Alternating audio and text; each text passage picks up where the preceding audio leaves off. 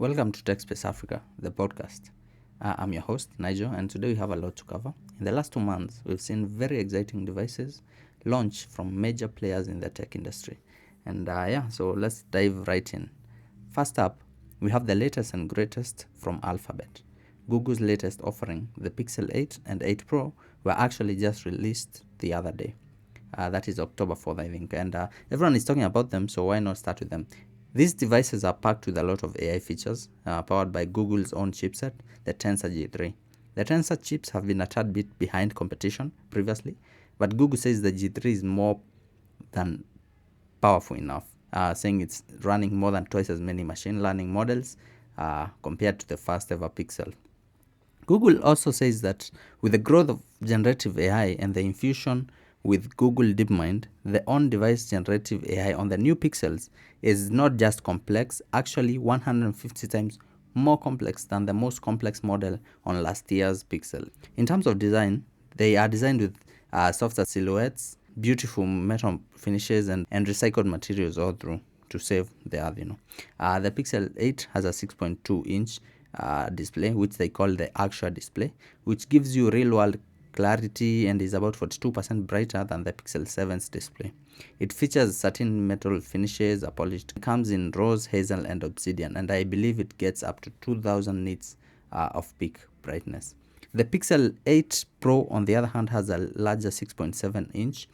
This one is called the Super Actual Display, and it features the brightest display yet on a smartphone with about 2400 peak brightness. It also has a matte glass back with a polished aluminum frame and comes in 3 colors: porcelain, bay, and obsidian, which is just black. On the back of Pixel 8 Pro, a new temperature sensor lets you quickly scan an object to get its temperature. I don't know who needs it, but it's a pretty neat feature. Both phones feature powerful upgraded camera systems for stunning photo and video quality, plus game-changing AI-powered editing tools like Magic Editor. This one helps you make edits to specific parts of an image, like the subject, sky, or background. So you have even more power over the final look and the feel of your photo. We also have night sight on video, which is pretty cool. And we have gone through all of these new AI features on TechSpace Africa, so check that out.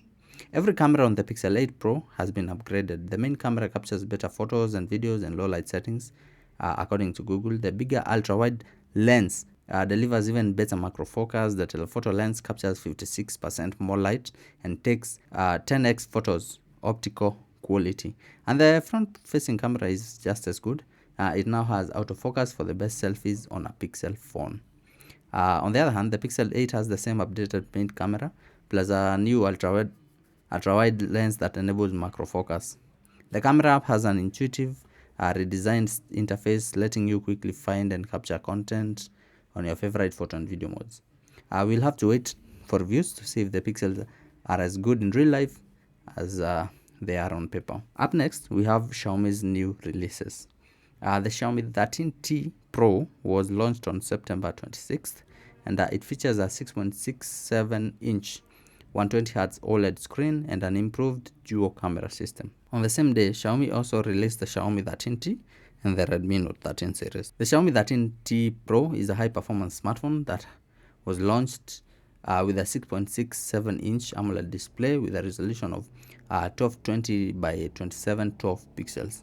The display supports a dynamic 144Hz refresh rate, 12-bit color, depth, and Dolby Vision. The phone is powered by the MediaTek Dimensity 9200 Plus chipset, ensuring fast and efficient performance. It also comes with 12GB or 16GB of LPDDR5X RAM and UFS 4.0 storage, which is actually the fastest available on the market right now. The Xiaomi 13T Pro boasts a triple camera system.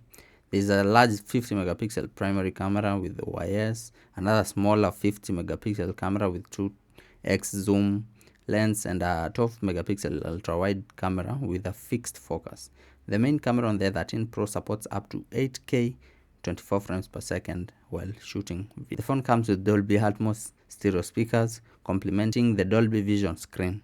It also has a large 5000 mAh battery that supports 120 watts fast charging, and according to Xiaomi, a full charge should only take 19 minutes. In terms of design, the 13T Pro has a sleek and modern look. You can have it with either glass or you can have it with eco leather back. It's IP68 rated for dust and water resistance. That is up to 1.5 meters for 30 minutes. The phone is available in alpine blue, middle green, and black.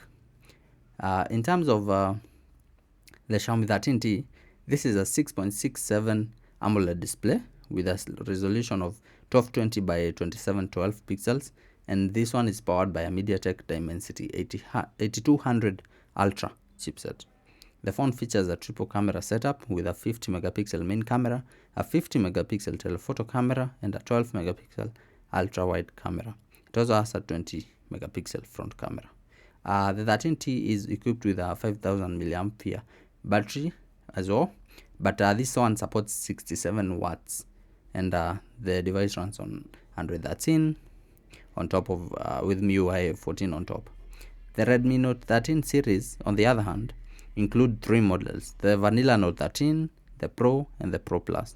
I was a massive fan of the Redmi Note 10 series when those launched, but my Xiaomi hype died down after Oppo won my heart. Anyways, maybe it's time I came back home. The Redmi Note 13 features a 6.67-inch Full HD AMOLED display with a refresh rate of 120 Hz, and it's powered by a MediaTek Dimensity 6080. The phone has dual camera setup with a primary camera of 108 megapixels and a depth sensor of 2 megapixels. I really hate these 2 megapixel and 5 megapixel sensors. But okay, it also has a front camera of 16 megapixels with a battery capacity of 5000 milliamperes with 33 watt fast charging. Last but not least, we have the Samsung Galaxy S23 FE.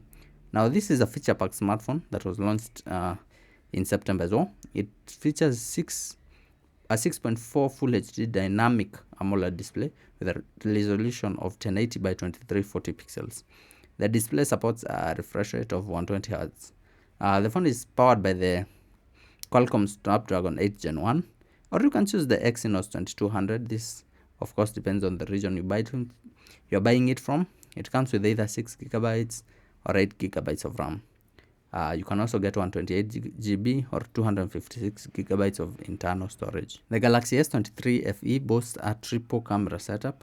There is a large 50 megapixel primary camera with image optical stabilization, an 8 megapixel camera, and a 12 megapixel telephoto camera. The phone also has a 10 megapixel front camera, which is actually a downgrade from the 32 megapixel on the S21 FE. But some reviews are saying it's actually better. So, megapixels don't really say that much. So the phone comes with Android 13 and One UI 5. It has a large 4500 milliampere battery that supports 25 watts fast charging. The phone also supports wireless charging and has an IP68 rating for dust and water resistance. In terms of design, the S23 FE looks like the A series, looks like the flagships, just with very, very large bezels that I absolutely hate. It has Gorilla Glass Victors, etc. All these devices range at about 600 to 1000 USD.